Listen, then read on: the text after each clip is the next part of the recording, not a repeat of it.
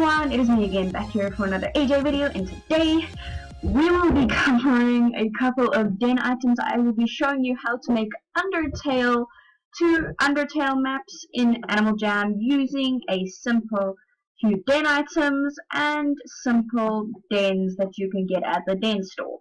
No need to go ahead getting rares and things trying to get it. Don't worry, it is all fine here, and my little animal here is either normal or in a glitched position.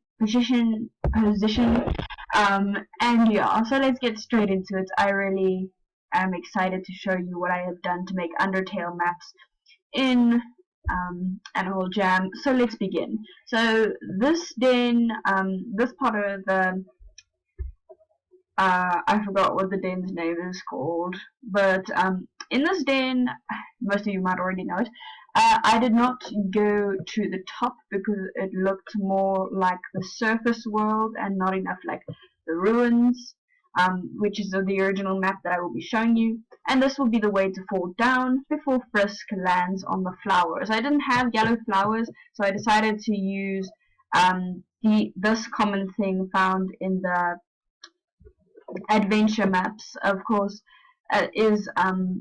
there are a couple of adventure things in here, so please don't kill me for saying that I don't know. Anyway, so I couldn't really find yellow flowers, but this was the closest thing I could get. As you can see, some of them are yellow, and I only had one of these, so yeah, I just decided to use all the things in my den. But yeah, so these are pretty much all from adventures besides Flowey over here and the ruined statues here. You can get more of these by that plant shop in, I forget the name, Superior Forest. You can get this and the little flowery thing here in Superior Forest.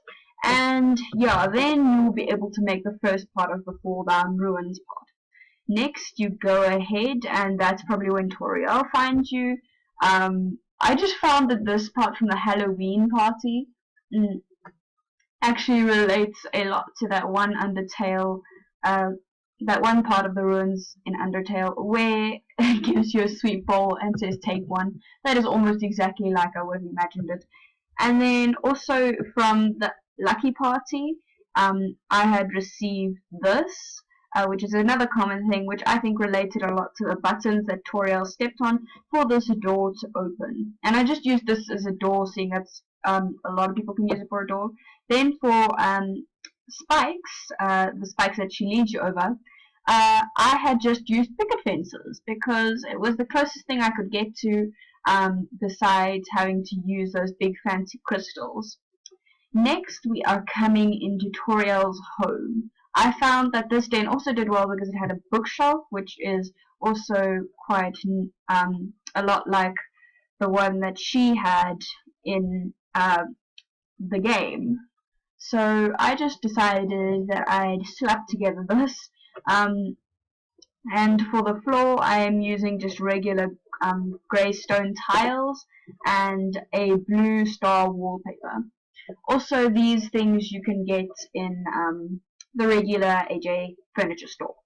Then another one from the Lucky Party, just a table. I've got quite a couple of things that I didn't actually like from the Lucky Party, but it did quite suit for a lot of the parts in this building of Toriel's home. And I found that also the ice cream chairs could be used as very similar to the ones in Undertale.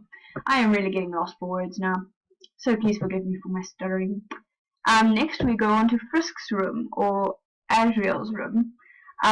This was the closest thing I could get to that chest. It's very bulky. I don't actually remember where I got this from. I'm not sure if it's in any stores or adventures anymore, but I just took stuff from my inventory, so don't blame me if it's no longer in the store.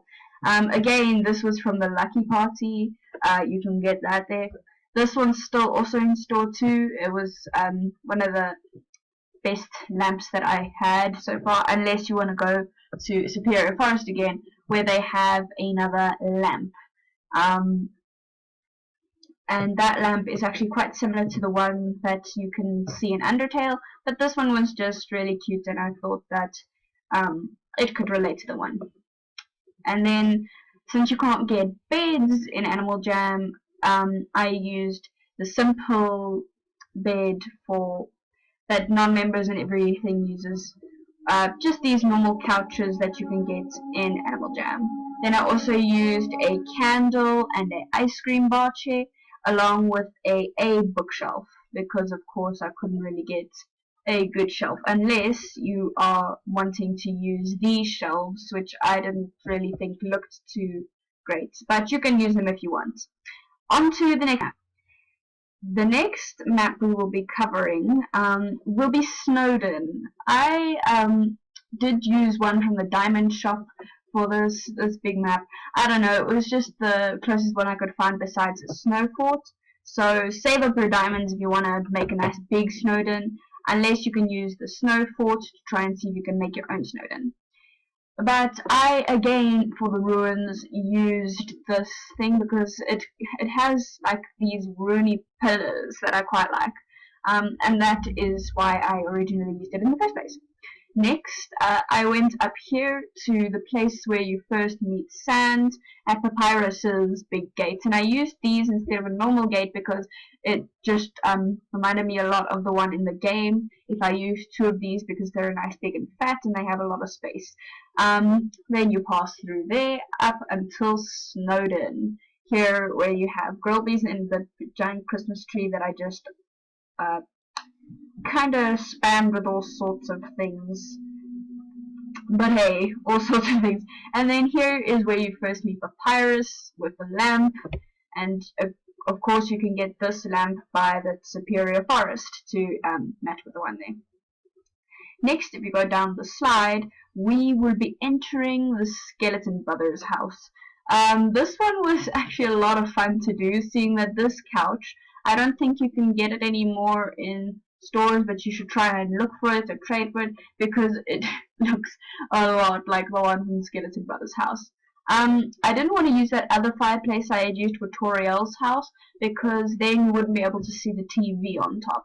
Now what's nice about this is now you can only see the TV and you don't have to go see this thing underneath. So now you can just see the TV and a couple of the speakers. And then I also used a normal woolly rug. It's not really rare or anything. And then I couldn't really find a picture of a bone or anything, so I rather just used this regular flat flag to represent that one picture of a bone they have. Of course, Sandra's room is always locked and closed, so I didn't really add anything to it. But then here's Papyrus's room. He did have a computer, and you can use this regular computer that you can get in a AJ store, and a regular bookshelf. And of course, if you want a really detailed Undertale map, then you can go ahead and try and see if you can get that red car from the, I keep forgetting the name, from that from the epic items shop. Of course, I kept this one like this to act a lot as if that Papyrus's traps are here. Then of course I put the take one here again, and you can just play around in Snowdin afterwards. And I just added this from the diamond shop because I thought it was really pretty and it suited in, and since it started looking a little bit empty, so I just added this in to make a little bit of a better scene. But anyway, guys, I really hope you enjoyed this video, and I hoped it helped you give a little bit of inspiration with your Undertale map making. And that is the maps for now, and I think I will in the next video show you how to make Undertale characters with Animal Jam animals. Of course, Azrael Dreamer will probably be the goat. The poor goat. But anyway, guys, again, thank you guys so much for watching, and I will see you all in the next video. Bye bye.